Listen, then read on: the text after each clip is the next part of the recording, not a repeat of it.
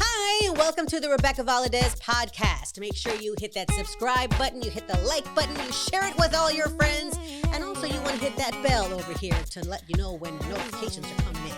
You don't want to miss one episode. Not one. Serious. I'll find you.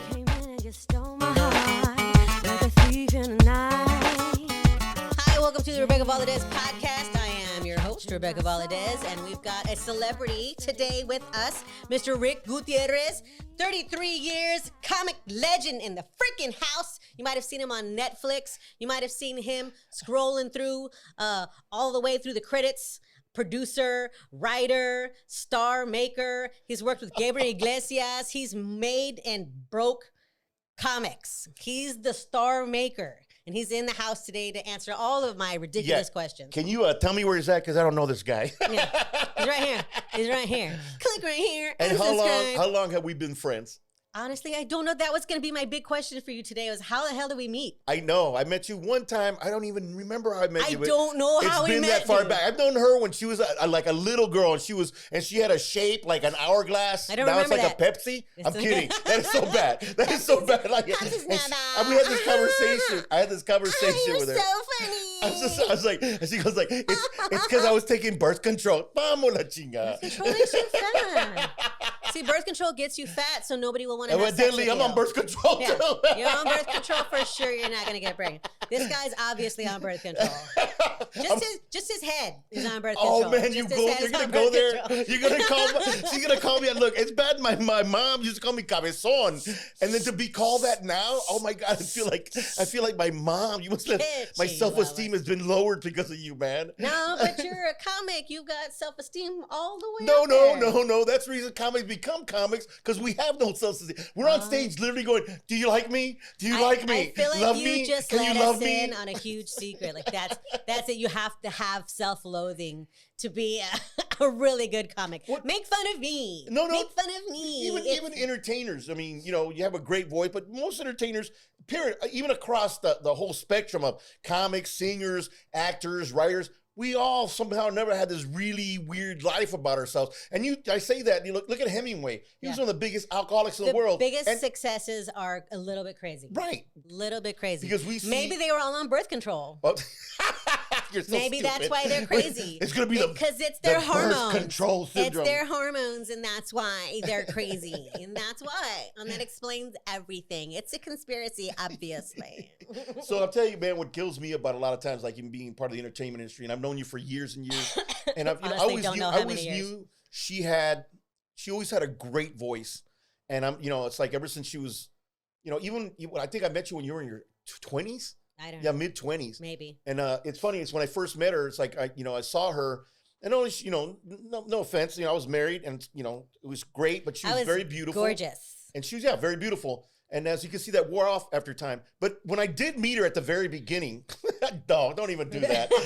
3 kids, you're lucky to hear you up that high. Yeah. but she was very interesting, and I saw her career start blossoming. And at the same time, mine was too, because I just started comedy when I was in my 30s. And it's kind of like we met at these kind of crossroads, and we became friends, and we hit it off. And, I knew your mom, You were sort of at a point, though, at your career where it was sort of like either I continue on and give it all I got, or I sort of step it back. I can't believe you remember that conversation because it was a long drive. Remember, we picked you up in San Antonio, and I think we drove all the way to California. Or I don't know where we were going, but we were on this really long drive, and it was him and me and my mom in the car, and so we had all this time to just discuse. Shit. and which is your favorite word. It was so thick. Yeah, the shit was so thick. There's always a moment in somebody's career where you're either like, I either have to put it all in. That's what she said, or I have to just take a step back and maybe not do this. Maybe think I'm not made for this. For me, it was that way because I had responsibilities at home, right? And anything for an entertainer, I think a lot of the young comics, that are coming up now, they have this idea that, I'm going to hit it overnight. And as well as I do, there's no overnight. Yeah, it's been 30 years for me. Right, it's no overnight. It's the longest night of my life. Right, yeah, 33 years.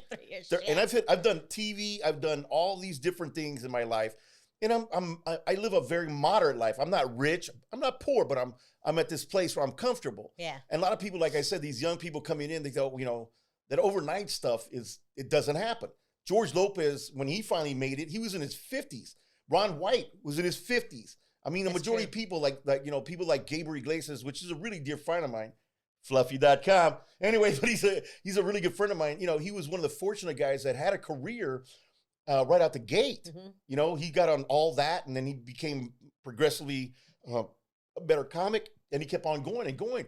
And like I said, a lot of people, even in your industry, you know, like, you know, Patsy Torres, or you have, your other friend that, which I forgot her name. Shell, yeah, Shelly Lares. I've known those people too, and they have great voices, great careers. You know, it's like, but people take it for granted that we're these extremely rich people. Like, yeah, everybody thinks Tahana artists are so huge. Most Tahana artists have like day jobs. Like, right? yeah, some of us are nurses, some of us are carpenters, some of us are was plumbers. We wear the same outfit on stage that we wore to work that afternoon. I'm not even lying. I was like, shit, it's funny. I'm wearing the same thing that I wore to work earlier. It's like you come to there, hey, look, he's a village people wearing a carpenter's hat and a belt. No, this was funny. I was just on a pole earlier. I was working the electrical wire. Hey, where did you get the glitter from? I just didn't have time. I'll tell you what, if I could, I would. All my stripper friends are rich, man. I'm sorry, Rick, I gotta say this. If you were a stripper right now, you'd be the one on the pole being winded. I know. They would pay me to put my clothes back on. No, I'd be like that. Wait, let me get my breast out. Anyway, enough of that. But I mean, over the years that I've been doing comedy, it's been a roller coaster ride. And most recently here, you know, I became part of this management team for Mucho Mas Inclusion Management. I thought you were going to say I just became part of a cult. No, that would be Trump. Did I just say that? I'm sorry. Oh my God, the ratings just went out the roof now. Is that too soon? Is it too soon? And it's like, but it's like, you know, I mean, I'm literally working with this new management team called Mucho Mas. It's a Mucho Mas Films, which is a Latino-based company that we're putting out Latino-based film and ideas. And I think it's our time. And we also, inclusion management is what I'm working for. I'm head of comedy, and I'm also doing the management part of it too. And I tell people, it's like, you know, this is the most oddest thing I've ever had to do. I mean, being funny is one thing, but being in charge of people's lives, I mean, that's the other thing. It's like, I have to make sure that these people that I'm managing now are being taken care of and being responsible for them and the careers that they're going to have. And it's one of the most difficult things I've ever had to do. Now, I praise my manager now.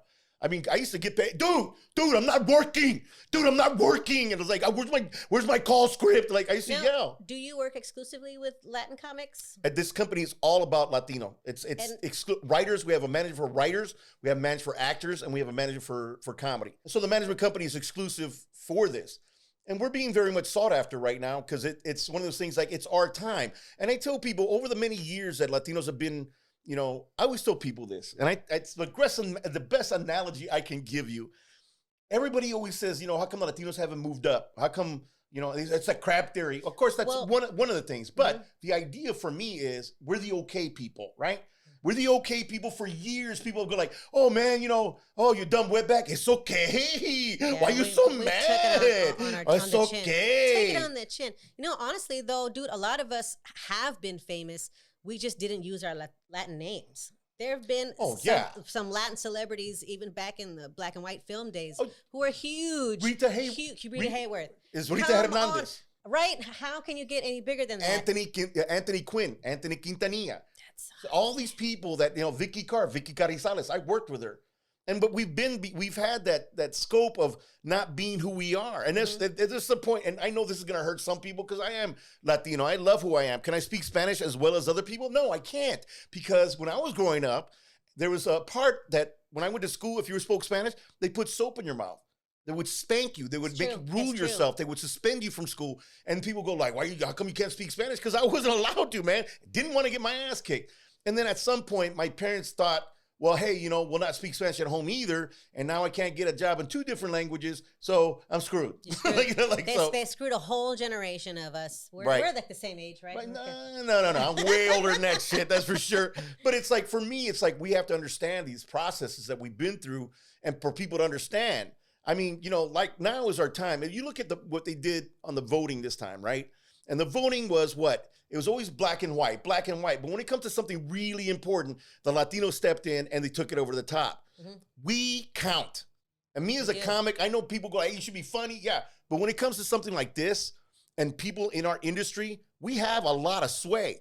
We have something to say to people through our music, through our comedy, through, I don't care if you're playing harmonica, cabrón, you have something to say. And that's the reason people will move themselves. They push themselves forwards. Like I say, Mucho Mas Films is one of those companies that have been in the background for a very long time. And now we're moving to the forefront because it's time.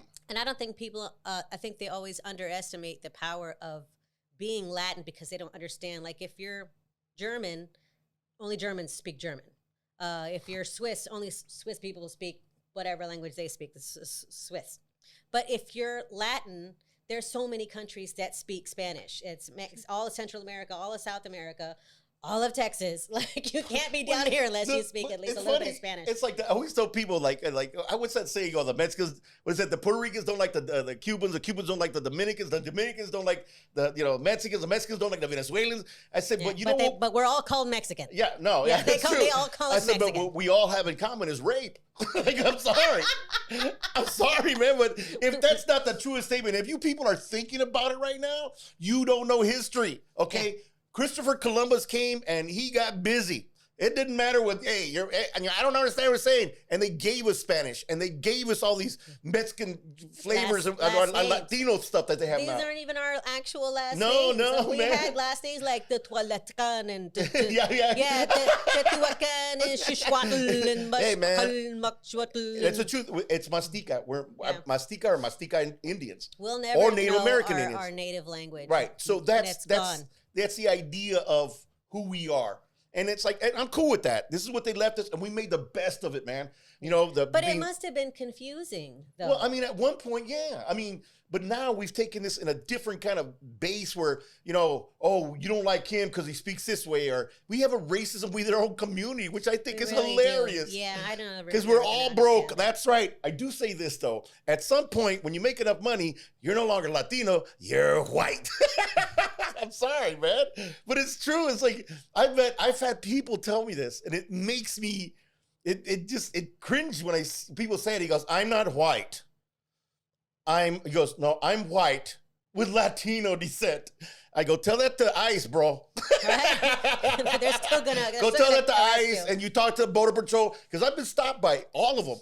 I remember one time I was going to Georgia, and me being brown, it was the 1980s and the 1990s. And, they started doing all this weird stuff at the border. And so I was driving to Georgia. I got stopped 8 times in a 50-mile stretch. How is that even possible? Dude, they stopped me every time. And I was like, and they brought the dogs in, right? They're going through my car, blah, blah, blah. And it was wet. And I told the guy, hey, man, the dog's going to get the prints on my car. And he goes, shut up, boy. And I go, hey, boy's good. I shut up. I'm like, hey, I ain't got no problem. Because I'm not part of there. I wasn't there I drove to Georgia. I was going to Chattanooga. And I did a show, and the guy, I did the whole joke about it. I met your cops. They're really cool. Yeah. I mean, they really want to meet me all the time. They're so friendly. And so the guy was, so I told that joke, and this guy afterwards told me, he says, reason they do that? I said, why? He goes, there's a place in Dalton, Georgia, where all the carpet is made in America. It's like, before they got it from China, but he says, you'd be hard pressed to find any minorities working at that plant. There's 7 of them. He says, but we have more Latinos working because you guys don't know how not to work. And I was like, wow, man, I get it. Say, well, you guys, I know how not to work. But I try every day to make that shit happen. You got 3 kids. You work. But pick up that plate off the table. You pick up the plate off the table. But that's the thing about it. It's like we have to start, like this whole thing about the border, and it's not our problem. And I tell people, every time you say it's not our problem, it is our problem. It's everybody's problem. Well, the thing about it is, I'm telling you, I'm going to make it your problem. Well, I mean, you got to, I'm a big history buff. I'm a big geek like that. I love history. And everybody goes, well, Mexico comes across the border. Well, it was like that because we were invited here. During World War II, when all the men went off to war, they created what they call the Bracero program, which is the Latinos would come in, pick the crops, and then you feed everybody else, right? And all the white people were like, yay! All the black people were like, hey, we don't have to pick crops. And it's like, and so we had it done. Mm-hmm. And then all of a sudden, throughout the years, it's become an issue. Because why? Why has it become an issue? Because you have to make somebody the villain. And we've always become that villain. But why? Because you have to have a villain. Hitler had the Jews, okay? And then, but in all history, the only actual written history that we have of any actual villainy is other people being villainous to us. Right. Like we've always been the victims. Right. But we're the I'll never, it's so confusing to me. I'm the victim, but I'm the villain. Like when I was in school, I went to school, I don't want to call out, I went to Smith and Valley. And yeah. Smith and Valley. It was like that for some. It was like that. You have to understand, my mom is a Spanish and French and some other stuff. But she was blonde with green eyes and very pale skin. I know your mom. I met her. You could see all the blood vessels and going through. That's how white my mom was. And then my dad is more moreno. He's got that native Indian blood in him. And so when my brother was born, my brother had light brown hair and a couple of freckles, and he had like this big sort of not Hispanic nose, and he looked like a white kid. So his experience going to the same school that I went to, completely different. When by the time I got to that school, it was just a different experience. God, I'm not gonna cry. I got called to the principal's office whenever there was a fight, even when the fight was on a day that I was absent.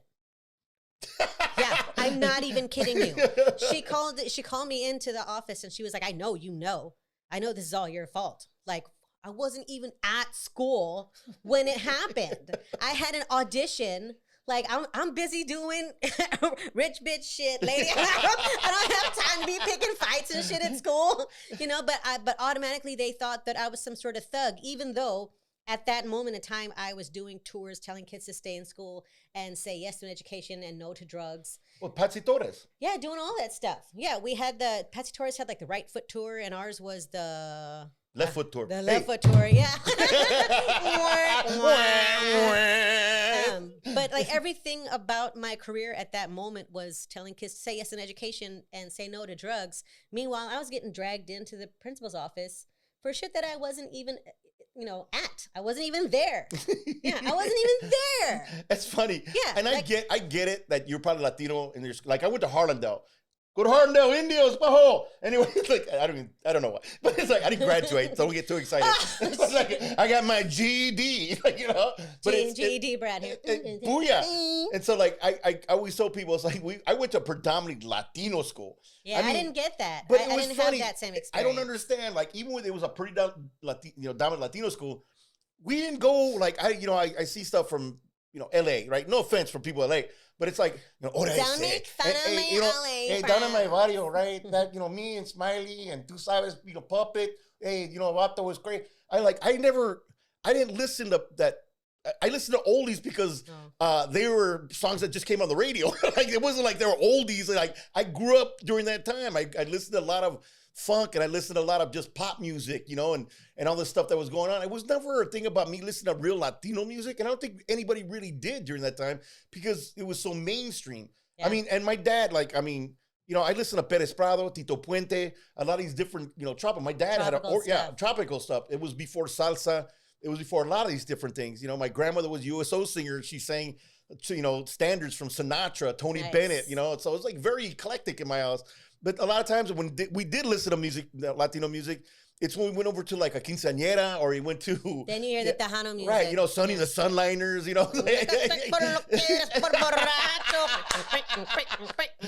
Edward, what is that, Edward? Oh my God, what's his name? Edward. He just passed away, right? Yes. God. Something Edward. Jimmy Edwards, Sonny Ozuna. Yeah, see those. That's my time. Latin breed. Yeah, those. And the older people right now going like, oh my God, and they were the stars of their time. Right now they're saying they're old. And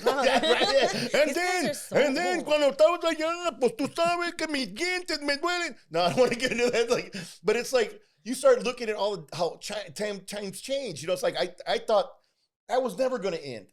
Yeah, but you had to juggle that and juggle being in America. Like, there was no disconnect. To me, it was always like a juggling act. I'm Hispanic, but I'm not Mexican, like from Mexico. So people here sort of don't like me, but I don't speak enough Spanish for Mexicans to like me, so they hate me. What was that line? What was that line in the Selena movie that Dad said? Edward James Olmos. He said, "We got to be more Mexican than the Mexicans, and more Americans than the Americans." And again, you got to know. It's exhausting. Yeah, we have to know Infante. Yeah, Pedro Infante and Frank Sinatra. And Frank Sinatra. And it's true. It's like, and it's so crazy to me that we're all going to end up in the same place. I had a friend tell me one time, I thought it was hilarious. There's another comedian. He's from first generation coming from Mexico. And he goes, hey, man, you think you're better than I am? Because I'm from Mexico, or you're from America, or do you think I'm better than you are? I go, dude, we're here, bitch. Like, what do you need to know at this point, man? I told some people, I said, I grew up obviously weird because I grew up in the hill country. And so all the stuff that was fed to me in my environment daily at school was just white culture, whatever that is. But then I got this huge job and it took me all over the world. And the first thing that I realized was that growing up in that environment, I was kind of sort of a little bit racist because I just didn't know anything else. I didn't know. I just thought that was, I had no idea about the outside world. And then I went to I've been to almost every country there is. And the one thing that I found out was they're just families. They're family. They just grew up differently. Exactly. And they learned different things. That doesn't mean that, like, why was I this thing that we always did, dirty Chinese, look at this. That's so Chino japonés. japonés. That's so racist, man. You remember that one? Chino japonés, no me cacas, no me des. Like, hey, what? I used to do that. I would do like, what's her face? She does the nail technician thing. And I would Angela Johnson. I would always end up doing the nail technician joke at like never really looking around the room to make sure that there was always like a whole mess of Asian American people there. Just I believe we become more sensitive to the idea. We have, and I'm glad. Well, I'm glad we become more sensitive. Like you, I've traveled literally all over the world. Literally everywhere. In my younger part, when I first joined the military, I dropped out of school at 16. I joined the military and went to Germany when I was 17. I traveled all around but in Europe. In Germany, you were an exotic Latin man. No, that was the guy that you're Arab. Yeah. I don't have a bomb. But that's how it was with me. But I'm saying the stereotype is I don't have a bomb. Here in town, I'm just local Mexicana. Right. Whatever. But then I traveled to Toronto and they're like, oh, you're such a beautiful exotic Latin. Yeah. Well, I'm like, oh. when I went to, I was in Canada. I was like, this stupid dude, like, wow, you're Mexican. What are you doing over here? Like, 2 borders, bitches. I crossed all the borders. And I've been like, your fence is not very tall. I was able to get over it real easy. You're such an idiot. You're such an idiot. I just stepped right over the line. You just walked right over. Excuse me. Excuse me. I said, hey. And you know what I did? When I was there, I went to Quebec. I went to Toronto and Ontario. I went to all of them, right? We did a tour through there. And I saw Mexicans there. They all came out like, man, do they know you're here? They were like, but they didn't have any, like Canada doesn't have that kind of specificity or the idea that there's a lot of racism there. I mean, there's racism. I hate to say that racism Native Americans there. Oh yeah, I mean they're not called Native American there; they're called First Nation. The First Nation. First Nation. Yeah, and they've been going through a lot of crap up there. But people bitch about like, oh, you don't want how bad we had. No, you didn't have it bad. Indians had it bad. When there's only like a percentage of the country, you're only like 15-20% of the whole country. And like the worst thing you could do to somebody is just tell them, I'm gonna take your child and I'm going to turn your child into me, and they're going to love me from now on. And yeah, how horrible is that? That's what happens. All I know is like, grandma? That's what I was saying, like, grandma, tia? Your last name, gone. That's not your last name anymore. Now your last name is Rodriguez. Well, like I said. It's my last name now. Your kid is now my kid. We all go through a lot of situations. One thing I've learned around the world, man, I've literally been around the world. I've been to Australia. I've been to Russia. I've been to all these other places. Everybody has their set of problems. Everybody has their, set of underprivileged. Everybody's screwed. There's somebody screwed everywhere. I can agree with that right there, man. People of the world unite. We're coming for you. We are the screwed. We are the screwed. Oh. You're screwed no matter where you go. You take your screw with you. You try to unscrew that shit and it will come out, right? You're screwed. I'm German screwed. No, I'm American screwed. My screw is better than yours. But the thing about it is, man, I think it's all eventually it's going to go away. I think the next generation is going to do a better job than we did. Well, they'll have their own set of shit to deal with. Yeah, but I think I'm hoping, because my son's 34, my daughter's 24. You're so you know, old. No, I'm just kidding. You're such an asshole. You're so old. I don't even understand what you're saying right now. It doesn't make any sense to You're me. stupid, I swear. I didn't understand that one of your Do you references. know how hard I tried to get out of this interview?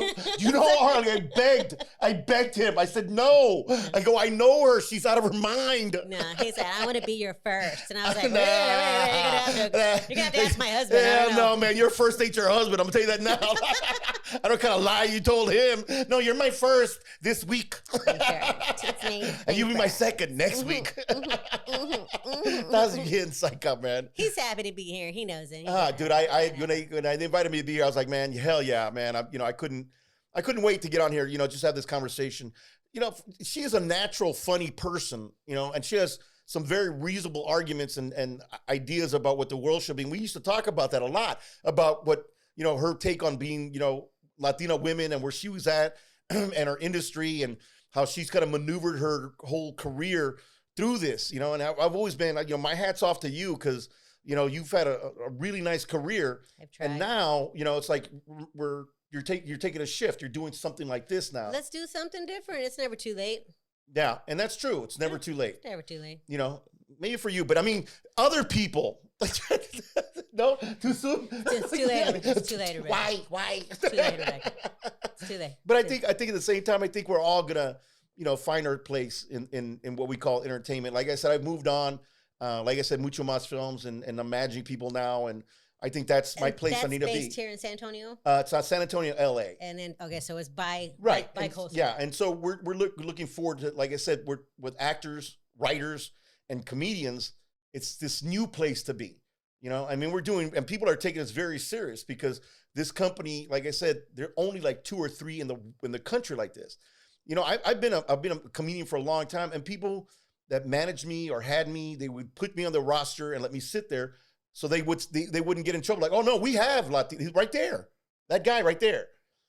But it's our fault. We don't support us. I mean, they support people. Like I love Gabriel, my dearest friend.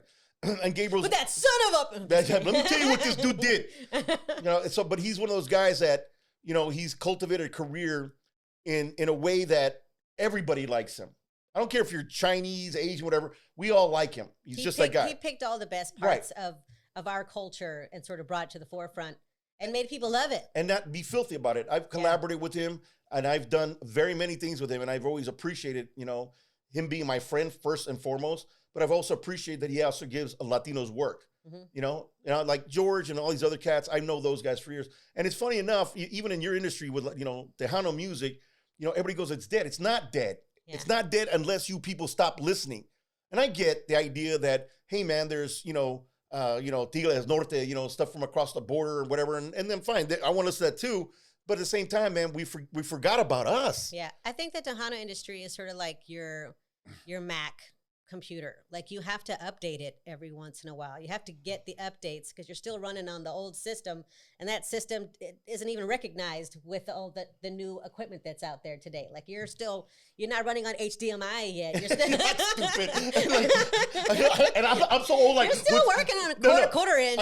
I go. You're still good. Like you're talking away. I'm so old. Like what's HDMI? What's HDMI? I'm still on DOS. Yeah, for real. Like even HDMI's out, and we're doing Wi-Fi, Bluetooth stuff now. Yeah. And I'm like, shit. Every time I update my computer, I feel like I have to go back to college and take another course to figure out how to run all of the programs that I've been running the whole time. It's the same work. You just have to do it in a new way now. And I think maybe that's why Tahana music has been sort of stilted. Well, I think like even with me, when I started doing this management, and the perception of what Latino comics are, we've run our gamut. There was comics like, what did I say? And then I told him, right? Hey, tú sabes. I go, that's fine. That's George Lopez. That's, even some comics to this day. But I think we're smarter now. Our idea of comedy has become more eclectic. I have this one guy named Raul Sanchez. If you get a chance, look him up on YouTube. He's phenomenal. The guy is so funny in a different kind of way that you can't help but recognize that he's going to take the next step forward. Or you have like Jerry Garcia from LA, who's another guy who's just funny. His whole take on him being a single dad and having, babies, and he has 2 different babies mamas. One's white, one's Latina, and it's like, I mean, it's hilarious. I mean, if you look at chance, look him up. Or David De La Rosa, another one of my guys. He's that guy. I don't know. There's a lot of voices in his head. There's a lot of maybe drugs. I'm not sure. I'm gonna get him drug tested. But there's something wrong with that dude. He's like a human noisemaker. He's like a Robin Williams. He's manic. Now, question: if you're Latin and you're in some sort of entertainment industry, is it imperative for you to really embrace the Latin culture? Or, I mean, because like in my opinion, especially with comedy, and we were talking about this earlier, comedy has to be authentic to you. And if you grew up outside of that culture somehow, can you still be funny and be Latin without referencing all your Latin upbringing? Yeah, of course if the Latin you can. upbringing just wasn't I mean, even no, there. I mean, it's what your life experience is. I mean, so people that grew up in LA or they grew up in Texas are going to have different kind of concepts of what it is. Like you said, you grew up in Smithson Valley, and then all of a sudden what happens? You go to a school, there's all predominantly white. I was in a school that was predominantly Latino, and then you have other parts of the world that are places in the United States that are completely different. And I think a lot of times we have this, I always say the best thing that ever happened to Mexican film we made in LA. You know what the worst part is making films in LA. In LA. Because it's like we have this one perspective of what we think we are. And don't get me wrong, but that's always been the perspective. We need to broaden that perspective. Like, even with American Me, or you had, films of that caliber where you see Latinos accomplishing something, right? Yeah, and I'm just seeing a picture of Greg Giraldo. He, Greg Giraldo, oh my God. I don't remember him being real thick and talking about culture, and he just talked about his own experiences. Yeah, his own personal experience. Yeah, and just was huge. Well, that's what I tell all my comics. I tell them, it's not about, embracing your Latino culture. The tropes are always going to be funny. The idea of who we think we are, and, that's always going to be a caricature. But the true artist talks from a specific point of view about who he is. When I talk about my life and my wife or my ex-wife and my kids, or the experience I had, or how I feel about racism, or how I feel about all these different things, it's like, yeah, I'm Latino, but I have a point of view. I'm going to say something I want to say. Yeah. And that from Latino point of view, it's because I saw it. I lived it. I've been to different countries. I've been to, Singapore. Nice. Oh my God. I have not been to Singapore. You could lick the streets. That's how clean that place is. I bet you licked the streets. Oh my God. Stop it, girl. What? But no, it's like the most cleanest place I've ever been. You chew gum, spit it, you get caned.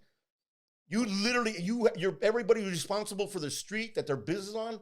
If you up there, I noticed when I went to Japan, it was very clean. That's right. I mean, these people care. My husband would love it. It was very clean. He would love it. But no, I think you struck on an important point. You have to be true to it. Has to be authentic.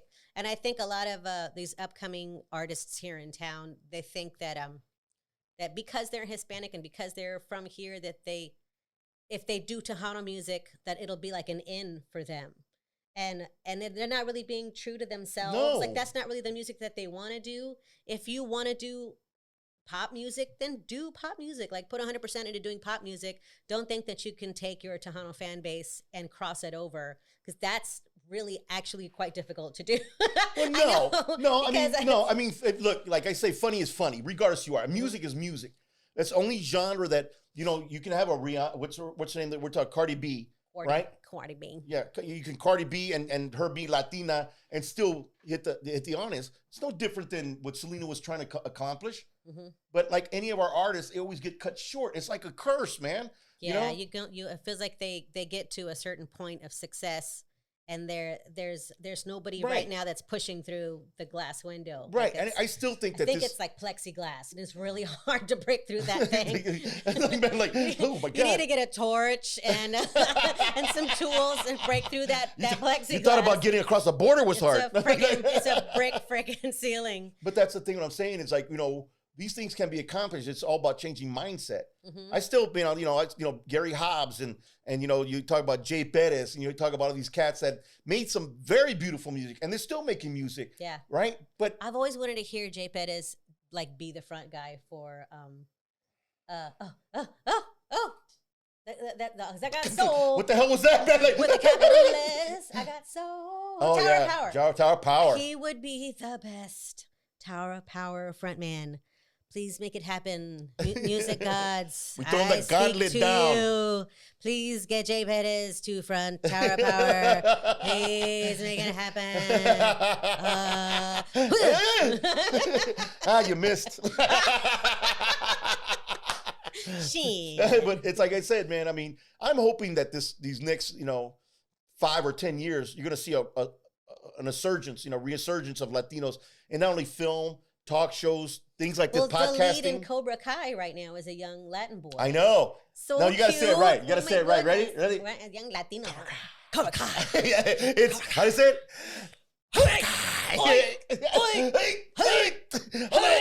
That's me going to the bathroom right there. Bloop. Are you okay in there? Are you okay? Oh, goodness. Do you need more toilet paper? I've got some wipes in my diaper bag. You're so stupid. Who carries wipes with them? Even after the babies are grown up, I still have wipes in my purse. Oh my God, man! I gotta talk to the sound guy. How much time have we been doing here? 35 minutes. Oh my God, we got way more to go. We've got so much to talk about. Farfet Nugan. Farfet Nugan. Anyway, I mean, like I said, all these things are changing, man. And like, here's something that really, I'll get off the beaten path, because I think we just beat this to death. We beat the shit. But I think about it is, I think, like we were talking about earlier, because look, I'm not a conspiracy theorist like some of these people that were talking about the Trump. I hope that aliens are a thing. I do too. I just, I need it. I just need it.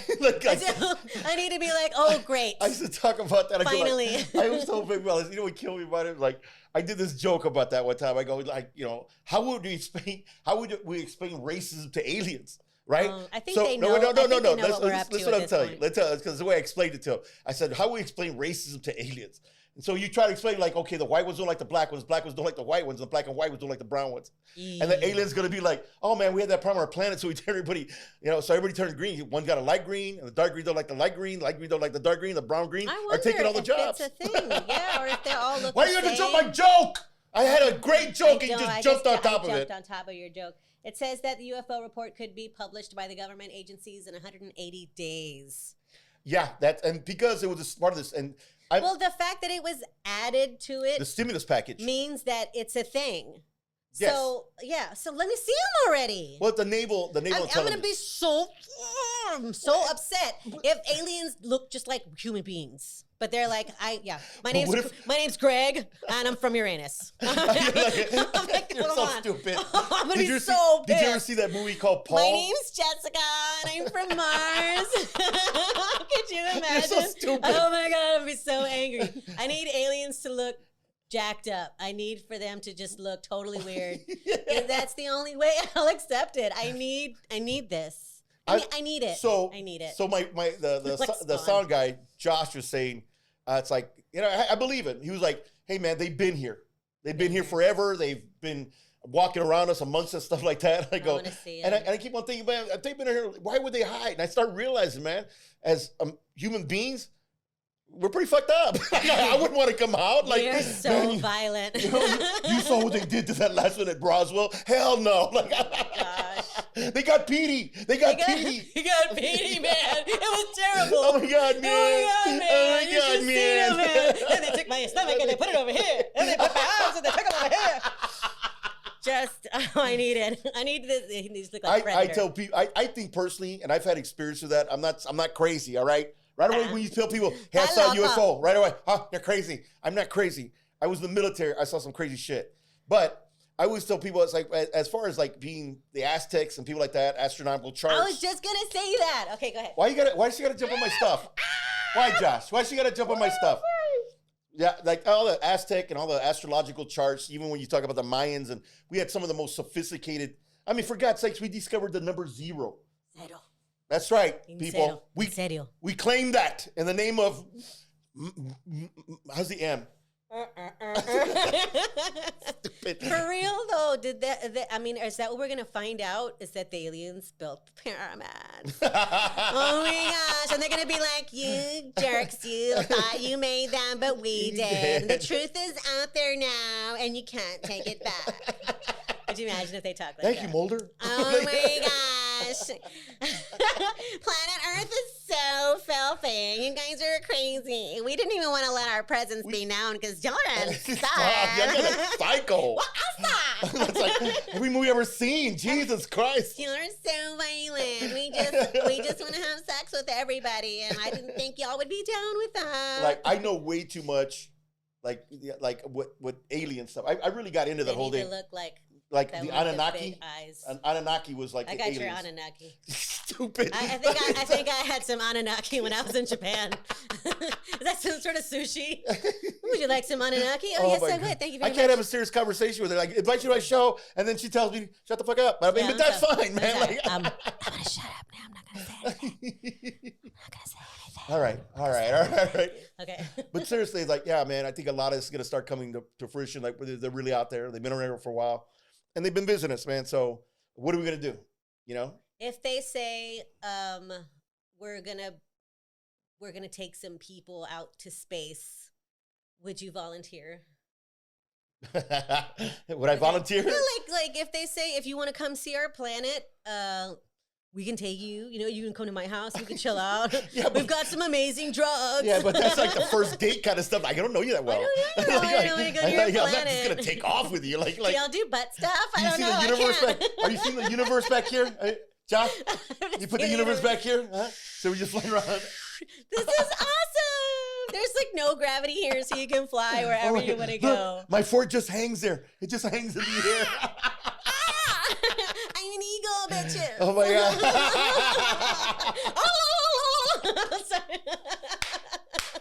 You're so stupid. I want to meet some aliens. I keep on hearing every time I say that. And if you have the universe back here, I'm going to hear like, oh.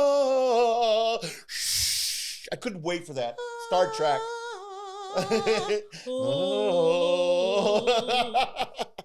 Greatest ever, man. Star Trek. I bet they have really great music in outer space. What do you think it's going to be like? I bet they have music producers here on Earth already. Kanye West, I bet he's an alien. Oh my God. I bet you. Kanye West got to be an alien. Who else would be an alien? Fuck, let's see. Kanye West. Definitely Bjork. Nope. David Bowie. Oh, wow. David Bowie, definitely. I think David Bowie like knew about the aliens and like partied with them and just like brought the culture back. He had sex with them. he did some freaky stuff with the aliens. This is all awesome. I'm gonna add this to my album. Sitting in a tin can. Remember that? What was the name of that song? Oh my God. I don't know. Yeah, it was about Major Tom. To ground control. To ground control to Major Tom. You were Major Tom. You were. Sitting in a tin can. Like I get it, man. I get it. I couldn't make it. I'm just gonna eat too many beans. I fart in that capsule. I'm dead. Like, I am dead. Well, that's another thing. Do they have gas? Like, what is their... Okay, let's not push this, man. Too? Like, what would they eat? Goodness, like, if they came to they'd have to eat our food. Like, no, they wouldn't. How does our food affect that? Our food is killing us already. So I think they know better, man. Are we feeding them our people? Like, are they eating people? That's what I thought, too. Wow. That's what I thought. Can you imagine that, man? Can you imagine if, like, I always tell people, what do you think? Here's my thing about the... Shut up, man. We gotta pay copyrights for that. The thing about it is, I always tell people, like, we don't know what the universe is. It's huge, right? It's huge. There's, like, so when you get to the universe, the hypothetical question is, once you get to the end of the universe, what's past that? And once you get there, what's past that? I want to know what's past that. Right, what's past that? But here's what I think. I think that we're living on a petri dish that fell behind a refrigerator, and one day they're gonna finally go, "Oh my God, this went terribly wrong." What if we find out, no, for real though, that like each of us, because we all look so different, are from a different friggin' like universe, but we all sort of like landed on planet Earth. Got hot. And what if? Hold on. What if we're all from different universes, and we all just came to the same planet? I'm from planet Pluto. Pluto. Chima planet Volta. But I think at the end of the whole thing, man, whatever happens, we can't stop it. You know. I just want it to hurry up already. I want to see it. You want to see it? I do. I want to see it. Like Independence Day. Because people, it's like it would be the most mind-boggling thing if they come out and say that this is true. Yeah. Oh man, that's gonna be something. I know it's true. They're gonna come to Earth and they're gonna say that Hispanic people are the best people in the world. And we worship Hispanic people because their food is so good because of all the spices. We love your spices, and we're bringing you back to our home planet. Enchiladas. That's hilarious. Oh my God. You're so stupid, I swear. I just got it right now. Anyway, so many subscribers. It's I got 7, but they're loyal as hell. They love it. They just keep coming back for more. So yeah, I'm on Instagram there you go. At Funny Rick. Funny Rick. And, look how cute your picture is. Oh my God, cute. look at that big head of mine. God. You look so young in that picture. I had a matter of fact, Josh and me, the guy, the producer of the show, he helped me work this thing out when I was doing eating show. And it was doing pretty good, man. I was teaching How fun is that? Oh yeah, I was just teaching people how to make, food. And it's, and it was before the COVID hit. And when the COVID hit, I was like, I started getting more hits going like, how did you make that? Like, Yeah. It doesn't take cooking. Cooking's easy. Lies. No, it is. Dude, I love cooking. I cook every day. Lies. I cook every day. You know why cooking's not easy is because your stove is your stove. It does other things than what my stove does. Oh yeah, your stove doesn't like you. My stove doesn't do it. Like I put the same temperature settings on my freaking oven as this other so chick. Stupid. I did the ingredients exactly the way You're she so said stupid. it, and my bread came out all squishy and thick and weird. You can't read when you're dyslexic. Come on, man. The bread didn't even want to rise. No, that's for real. It didn't even rise. You're so stupid, man. It didn't even rise. But it's, but like I said, it's been a pleasure just hanging out with you, man. I would hope you would invite me back on the show again, to kind of hang out. Because you're going to be my only guest forever. No. You don't realize this. We locked all the doors. I didn't want to come here in the first place. Now. I was trying to be generous right now. I have a few other people in the back. We're going to do that centipede thing. I'm going to break both your knees so you can't leave. You know what, man? It doesn't even bother me. I've had 4 colonoscopies. You think that even bothers me? Every day. I know my doctor on a first name basis. We hug before he puts a finger. Update the stitching. Like I said, man. I don't care. Yeah, dude. At my age, I've seen it all, man. Like centipede. I saw that 2 weeks ago. And That's a donkey. So funny. No. Now we're getting off the beaten path here, man. I'm so sorry. That was our trip to Mexico. Do you see what I'm saying? There's something really wrong with her. I'm so sorry. No, you're not. I'm sorry. Like, oh my God. So anyway, at Funny Rick is my Instagram. I'm on my fan page is on Facebook and also on Twitter. And the YouTube page is fun, Rick Gutierrez. Yeah, are you my YouTube page? Yeah, look at that. Yeah, look at it. That potato. Look at this. Chef to the Look at this. Look at this. It's so cool. That's ugly.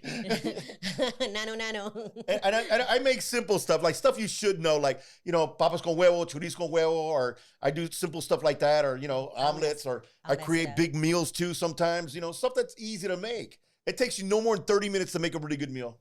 And that's coming from a vato loco. I'm kidding. I don't even know why I said that. You're not hard, man. You're not hard, dog. I go, you're not hard, way. Yeah, I've been hard in a long time. Thank you, Viagra. No, I'm just kidding. Anyway, so. Now's a good time to mention our sponsors. Cialis, not Viagra, Cialis. Oh, my God. Anyway, man, I've had a wonderful time. And thank you for having me out. And I much respect. And I hope your podcast will fly off the shelves. And I would love to listen to your music. It's going to be available at Blockbuster soon. Go out to your nearest Blockbuster and rent it out. She couldn't even update it just to Redbook or something like that, man. No, Redbox. Me with Redbook. No, what's Redbox? I don't know what that is. What's Redbox? It's going to be a Blockbuster. Well, it's been an absolute pleasure. Thank you so much for joining me, Rebecca Valadez, your host, Rick Gutierrez, for the Rebecca Valadez podcast, and we'll see you guys the next time. Don't miss it. Don't forget to click, subscribe, like, share, and hit your notifications because we got a lot of great celebrities. What does it make when you notify it? It says what? Bing. Thank you, guys. Have a great day. Bye. Hey, you. I bet you thought the podcast was over, but it's not. I just want to make sure that you know that I'm not just a podcaster. I'm a singer, too, and I've got some really great music that you can download at my website, RebeccaValadez.com. That's RebeccaValadez.com. song.